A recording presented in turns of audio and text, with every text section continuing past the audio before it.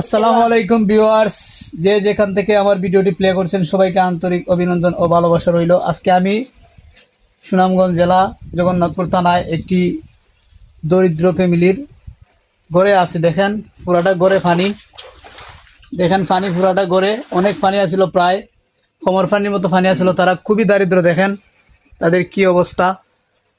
এই যে দেখেন, ওই যে উনি মা, বৃদ্ধ মহিলা, ওনার একটি ছেলে, ওনার একটি ছেলে, উনিও অসুস্থ মনে হয়, কোনো কাজ কাম করতে পারে না।